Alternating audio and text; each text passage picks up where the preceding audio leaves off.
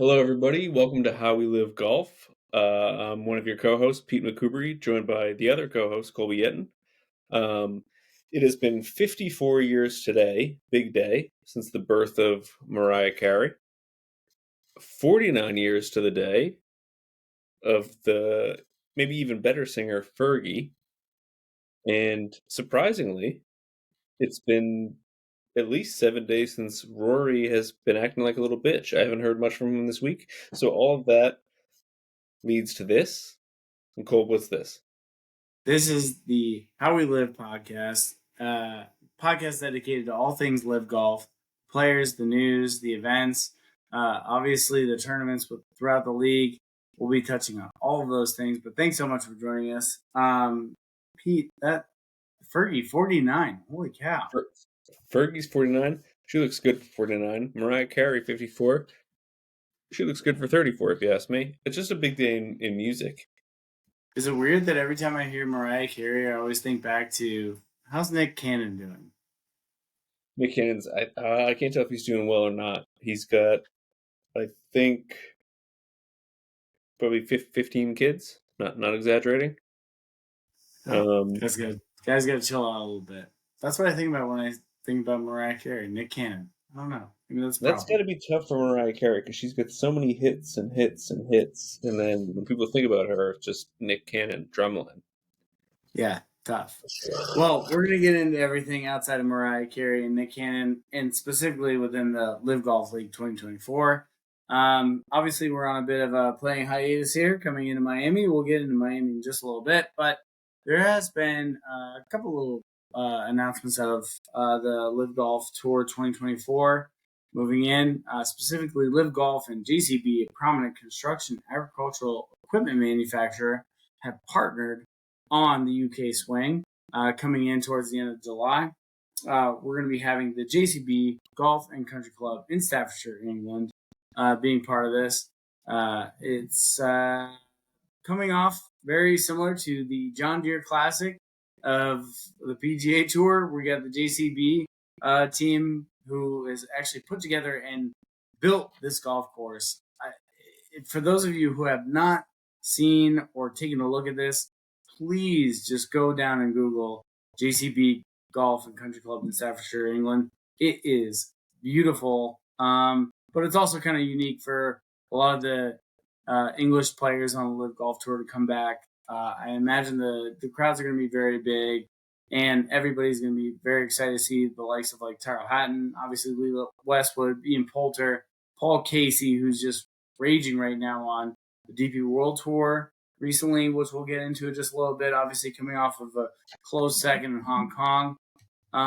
Pete, have you just pop up your phone and take a look at as soon as you said to the listeners, even though I know you sent me this days in advance, I didn't do it, but I just brought it up. This place is ridiculous. JCB Golf and Country Club. And also the pictures are outrageous because it's on the water in England, and yet every single one of the pictures it looks like Southern California. It's like one of the most beautiful golf courses I've ever seen. It also looks like they have a bit of a Pebble Beach situation going on. How so? They have an island hole. Bit of an island hole going on. It's a really cool course. I think what's even cooler about it, which gets my mind kind of looking towards the future here, is they have like these beautiful, I don't know, Scandinavian type cabins right on property that you can stay in. I think in future golf trip, sounds great. Yeah, it looks beautiful, just fantastic. And when you have a golf course that's also been built by a agriculture like landscaping type manufacturing company, they're gonna put out like everything. They're gonna do all the things. If your golf course is named after a landscaping company, then it better be good. But also, you just reminded me, I can't think of anything that's been described as Scandinavian that's not incredibly beautiful. I know, but it's like vertical wood clapboards, like I don't know, like dark frame windows, like everything's looking out of the golf course. It's like super beautiful. I don't know. I'm we should make a trip. Make a trip. Make a We trip. should, Everybody make a trip. we should go to JCB. Maybe after hearing this, JCB will give us an invite, give him a shout on the pod. Yeah, yeah. I want to talk to the grounds crew of the JCB before it actually happens. So we'll get the grounds crew guy down here, and we'll figure it out. See exactly which cabin we should stay in and why. But Now, it's interesting in the notes, and we mentioned it's the last international stop. But to me, isn't all of LIV international? Like, what's the home base there? for LIV Golf, I mean, it's got to be in Saudi Arabia somewhere. Oh, Jeddah, I don't know. But I mean, it's global. It's bouncing around the world. I mean, we're going to Miami, coming off of Hong Kong. That's the thing. It's 14 events across the globe, and this is just what's happening. They just recently announced what's going to be going on in July of this year, specifically in the UK swing. So where they're going to be stopping in the UK. Very cool stuff. But also in recent news, big news out of Phil Mickelson's bag. His caddy, Tim Mickelson, who's his brother, is retiring. Since being his caddy since 2017. So it's pretty big news. Walking off Yeah, the bag. it's big news. It's amazing they lasted that long.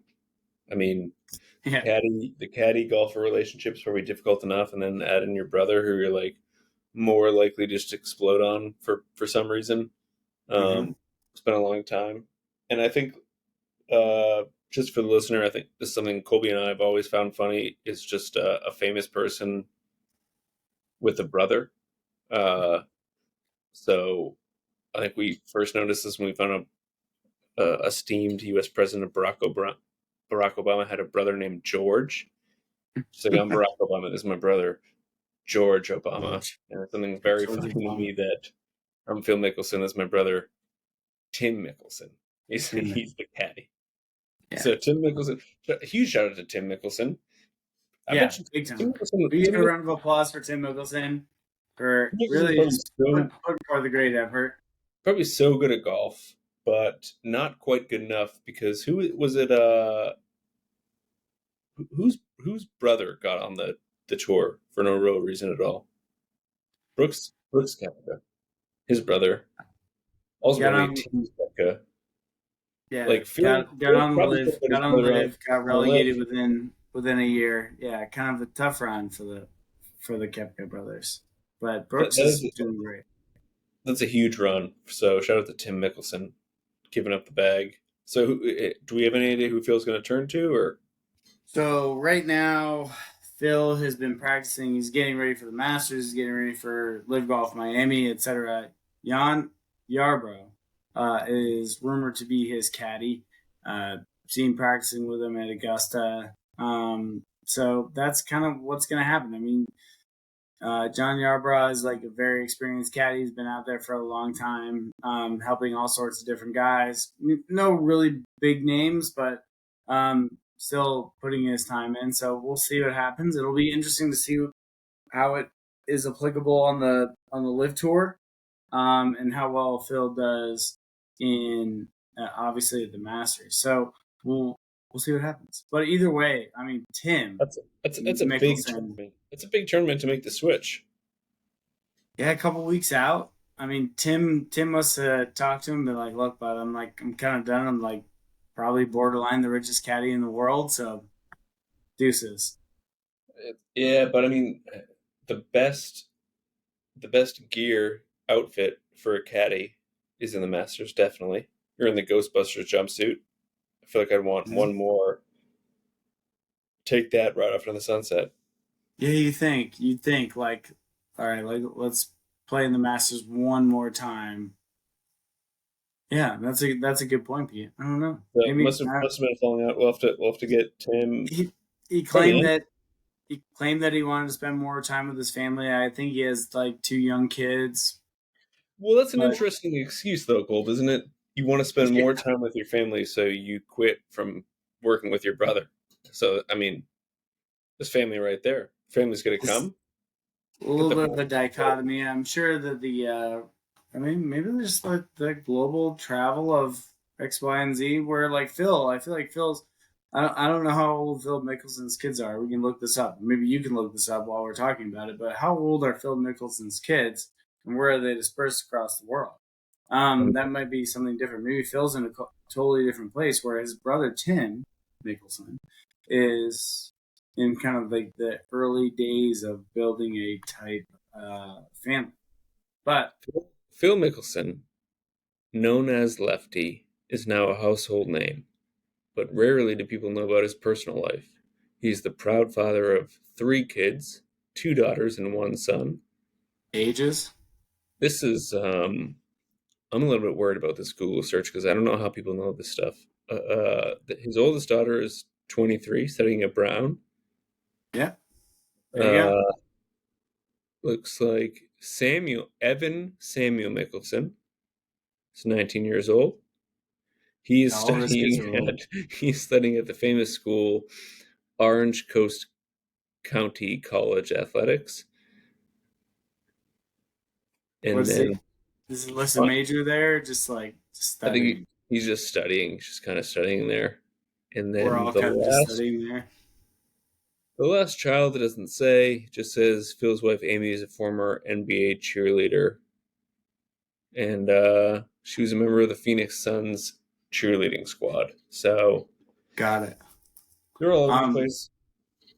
So the point being is that Phil's kids are older. He's in a different stage of life. His brother Tim Mickelson, his kids are younger, and so he wants to spend time with them. And he's probably made a boatload of money riding on the coattails of Phil with Philly since 2017. Prior to that, was Bones, who is now JT's caddy, Jim Mackey. But at the same time, going on to, John Yarbrough, it'll be interesting to see what happens. Like what happens within not only LIV, but like how he does in the majors, etc. Like it'll be pretty cool to see if there's any major changes in his game, or like if he ends up getting on top. But he had a lot of success with his brother too, so it's like, what is what? You talk about What's the Bones. importance? I saw a great video of Bones on, I'm sure you're like this too. We got a lot of on the Instagram recommended for you page, just some golf videos. And Bones was the caddy for Tiger Woods for quite a while. Yeah, the guy's been around. He's a legend. At one point, checked the wind by taking a big haul of a cigarette and then blowing it out to see where the smoke went. And I'm like, that's the caddy you want. That's the caddy you want. So, kind of looking forward to LIV Golf Miami. Here we got not this coming weekend, the following weekend, April 5th to the 7th. Trump National Doral in Miami. Beautiful course. They're actually playing what's called the Blue Monster. I thought Pete, you being from Boston, having an idea about what, stadiums that resemble type monsters out there. You got the Green Monster in Boston, but this is the Blue Monster. Trump Doral. Anthony Kim will make his first start on U.S. soil. Pretty excited for this one. I got a feeling that it's going to be just rampant with people. I was looking at ticket sales today. Like if you want Friday or Sunday, it's like pretty much like $60 to get a ticket to this thing. That's amazing. Miami. Yeah, it's fantastic for just grounds. You just want to go to the grounds, $60 right now. Just for reference, if you're not a big sports fan, a buddy of mine asked me the Sweet 16, the NCAA tournament, is in Boston this weekend. UConn, which is a New England school, so maybe that's part of it. They're playing. Tickets for the bleachers, which is, 750 rows back. They're going for about $488, the cheapest ticket. You can go to Miami and watch friend of the podcast Anthony Kim for $60. That's incredible. Yeah, all day long, and you're not all day. You're not in Boston in March. Yeah, for 4 or 5 hours, You go down there. You can get a 3-day pass right now for $160. You can go for all 3 days. Grounds pass all 3 days. Or you can spend $388 to see 2 hours of San Diego NCAA play UConn. basketball. Play kind of shitty basketball for 2 hours. Yeah. Oh my god, ridiculous. So I mean, like for you, like, are you excited for the Miami rounds? Like, outside of teams, what players are you looking to come out and put their game to the test? I've been looking at the standings. I'm always looking at my boy Joaquin. I know you love Joaquin Neiman.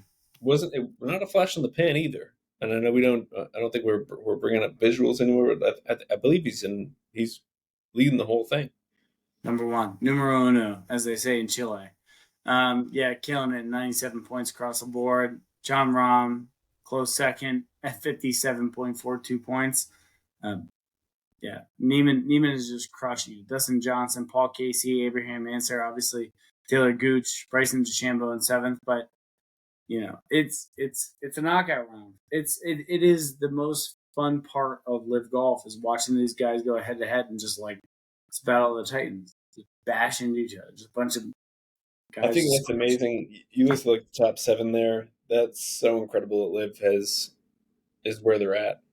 Like the best of the best. You get Bryson in 7th. Yeah. And I mean, people don't even know. Right after Bryson, Cam Smith, Louis Oosthuizen, Charles Howard III. Like it's everybody that you want to see. And then also like if you're going down there and you're looking to like have a good time in Miami and see a fun golf tournament for $50, $60. You could have a good time in Miami for $60. I've never been, but I've been told. I imagine it's pretty easy. So it's gonna be interesting in a week and a half. Week and a half. What's gonna happen down there? Everybody's kind of like I feel like training towards the Masters right now, at least for the people that are in it. You look at these like Bryson, Sergio Garcia, Tyrell Hatton, Dustin Johnson, Brooks Koepka, Adrian Meronk, Phil Mickelson, Joaquin Neiman, John Rahm, Patrick Reed, Charles Schwartzel, Cameron Smith, and Bubba Watson. It's like 13 players all playing in the Masters. Forget about big LIV contingent. Boom, just dropped right in the middle. If there's a guy from LIV who's gonna with the best chance to win the Masters, and I'm gonna eliminate John Rahm. Who do you think it is? On the PGA side or on the LIV side? Like just anybody? On the LIV side. To beat John Rahm, the reigning champ, maybe Brooks Koepka because he's so like dominant in majors. I think Scotty Scheffler is just on a tear right now too. His putting seems to be lining up really well. Scotty Scheffler has been ridiculous lately. Ridiculous.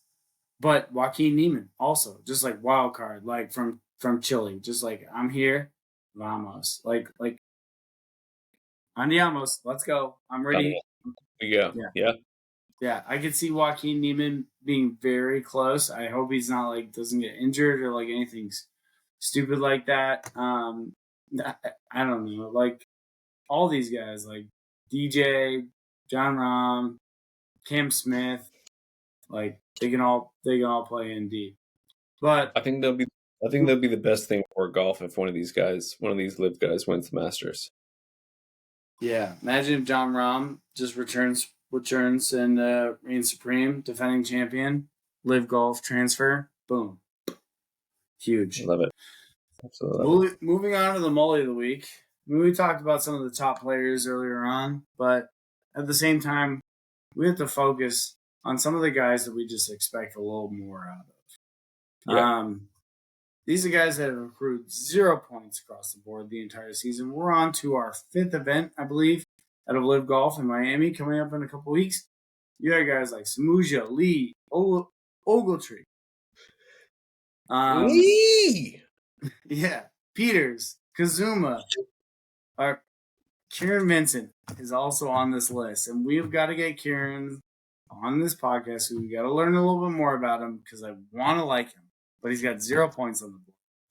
Mito, Pereira, Lee Westwood, Swafford, and of course, making his return to the Molly of the Week list, aka the AK list, Anthony Kim, 0 points. We gotta see some of these guys rise up out of the ashes and start producing a little bit of points here. Just make it a little bit more competitive. That's 1, 2, 3, 4, 5, 6, 7, 8, 9, 10 guys, 0 points. Anthony Kim is the new Mulligan of the week because he can't get a read on it. The AK of the week. This is the AK of the week. Want to see him do well. I mean, really want to see him do well. Big football fan. I always try to turn around to that. Anthony Kim reminds me, not in personality, but of Jameis Winston, where he's very capable of going out, throwing for 350 yards and 4 touchdowns, no picks. Extremely capable of just an absolute disaster every single time he goes out. I think if we're being honest with each other, that's why you watch golf. Like, you want to watch somebody be great. You also just want to watch guys that are just like, yeah, we're struggling just like you. Could be anything. Anthony Kim is so up and down. I think we shouted him out. He had a disaster of a run. The next week we had our Mulligan of the week. He was like up at the top. Now who knows Anthony Kim? In the Hong Kong, he shot 5 under. Like, we want some consistency. Mostly, I think we're just excited to see him play again and again. We might. I don't want consistency from him. I want him to be a wild card every single time. Yeah, maybe, and I got a feeling he's gonna be. But every week we're gonna talk about him because he's fun to talk about. Moving on to the approach news. This is the team section news of the podcast.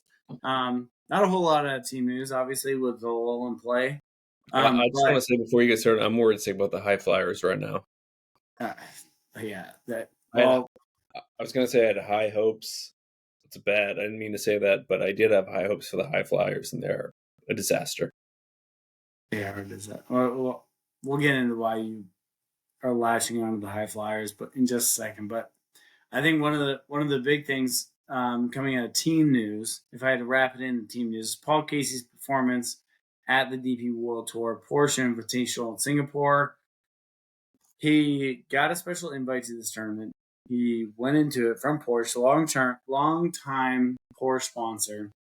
Must be nice. Like, what does that mean? You're sponsored by Porsche? Yeah.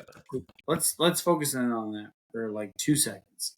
So, do they send you a car and you drive it around? You let them know what you think, or do you just wear the logo and then they send you a car and you don't ever talk to them again? The problem is I don't think you get a car. I think you gotta get a car. You got a sponsor by Porsche. You don't get like a hat. Yeah, I think you do. I think you just get a hat and then hopefully you're invited to the DP World Tour events. Yeah. Either way, Paul Casey comes in 4th in the DP World Tour Porsche Invitational in Singapore, blasting away like significant players and playing with the likes of Matthew Pavan. Obviously, Shane Lowry was playing in this. Didn't play particularly well, but was playing well in the PGA Tour. So Paul Casey is right up there. But due to the DP World Tour's affiliation with the PGA, he still relinquishes all world ranking points, gets 0 ranking points for coming 4th in this tournament. But if we look into this, what this might mean for Crushers GC, Bryson DeChambeau's team, I think Paul Casey's like here to stay. He's like coming right off of Hong Kong, where he played in the playoff, came in 2nd, comes in 4th in the DP World Tour event, which really good players are playing in. Crushers GC probably feeling this, and at the same time, they're at the top of the rankings right now, so they are moving in momentum as we move throughout this LIV season. Pete, your thoughts on Paul Casey and the Crushers GC? The Crushers GC, I mean, that's by far probably the best name, and they're kicking ass. But I just want to go back to why I'm worried sick about the high flyers. Yeah, you're kind of tough. I mean, Crushers at the top at 100 points so far leading this season. The High Flyers at 2.33 points. 2.33. And they have an elite list of names, not in terms of golfers, just in cool. We got a Phil Mickelson, formerly Tim Mickelson. We have a Steele, and I'm sure it's Tringale, but it's triangle. And we have an Ogletree. And just like Mickelson, Steele, Triangle, and Ogletree is such a good group of guys, and they're just not doing it. Stinger GC also. Real quick, I don't like the GC, by the way.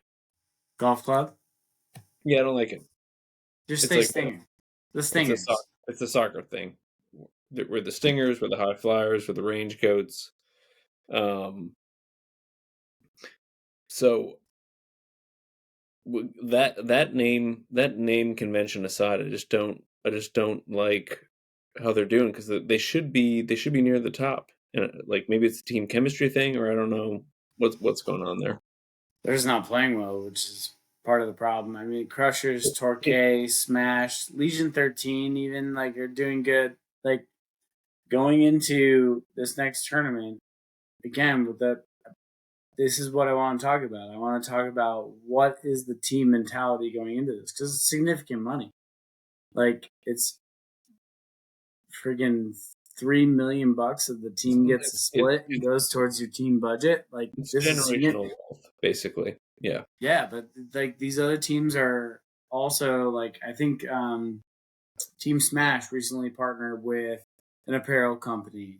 Like they're using this money to invest in like the whole team brand and like what apparel is going to look like and like all this other stuff. So they're using it. That's the interesting part. It's like, this is money that we have equity in, and let's like build a brand around this whole thing.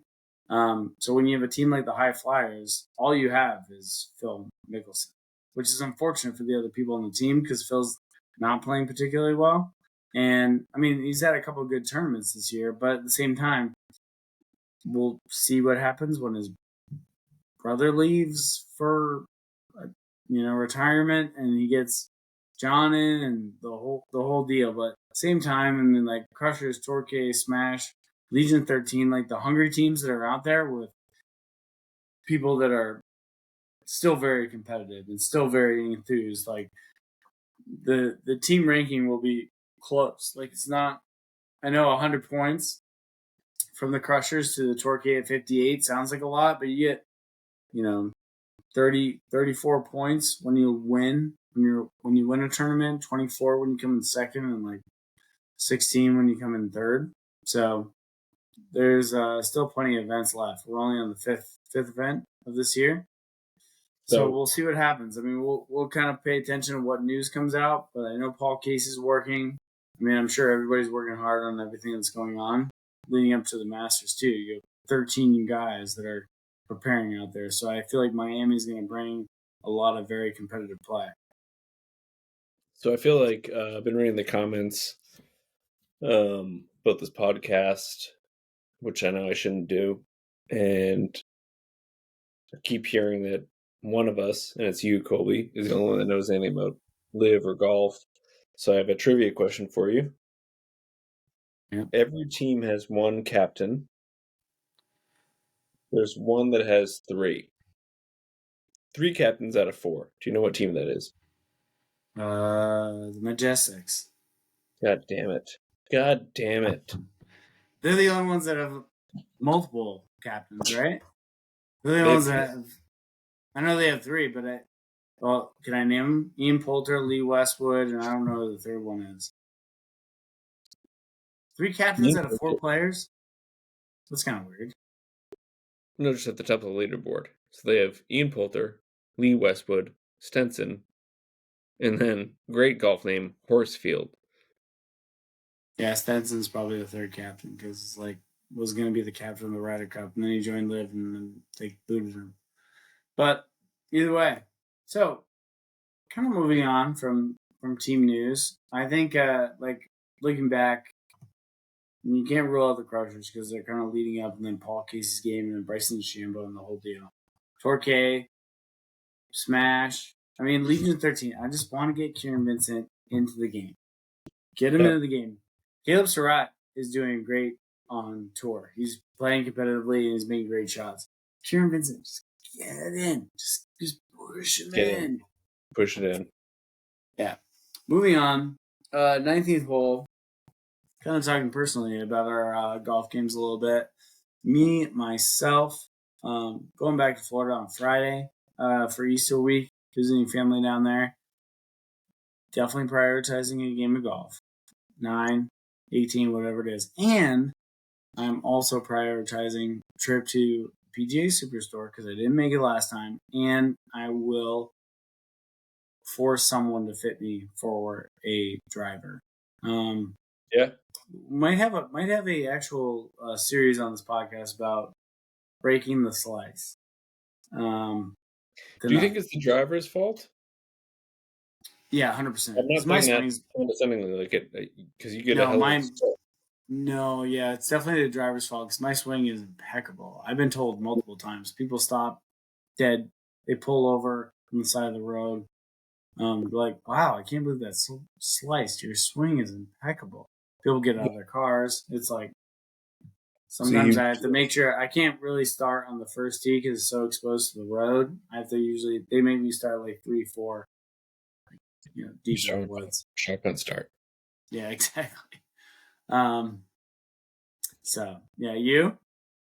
I'm actually playing my first outdoor round of 2024 on Saturday, which I'm pretty excited about. The first time I played the best round of golf I ever played in my life, which wasn't even that good, but I broke 100. Broke 100 on 19 holes, by the way. So I maybe even broken 95. I was playing your 3-wood out of the bag. And so Yeah, I remember you played out of your mind. I bought that club in the parking lot. So I was so excited. First time I get to play with that. So my first outdoor round of the season is on Saturday. Playing at a local muni. Pretty excited about that. And then you must have not gotten the 2 feet of snow that we got over the weekend. Nope. Yeah, you did get 2 feet. That's tough. What's tough is that when your groundskeeper guy sends an email out to all the members and it's like 2 weeks ago, it's like, hey, we're thinking about this day. And that day passes. It's like, yeah, that's not the right day. And then he's like, hey, we're thinking about this day. And it's March 29th and there's 2 feet of snow on the ground. And you're like, he's not even going to bother emailing members because the members know. No. It's not happening. But I'm going to have a round in. That'll be probably my last round before we go to Texas. So, yeah, I was hitting on the Garmin Approach R10 in the garage earlier today, just like kind of swinging, figuring out, just really trying to like focus on turning the hands over on the driver. But I don't know. Maybe we should do a podcast where we have a couple swing shots in the garage on the Garmin and get some comments, figure it out. Get some feedback. Yeah, that's the problem. You get feedback on it when you're swinging. So often, like playing with 3 other guys and you're hearing 3 different things, like block your elbow, but I think it'd be good. You put yourself in a vulnerable position when you start asking for advice because it comes from left field all over the place. I know it. Well, that being said, I want to thank everybody for joining us tonight on How We Live podcast. I want to thank my co-host Pete McCoubry. And please like, subscribe, and comment.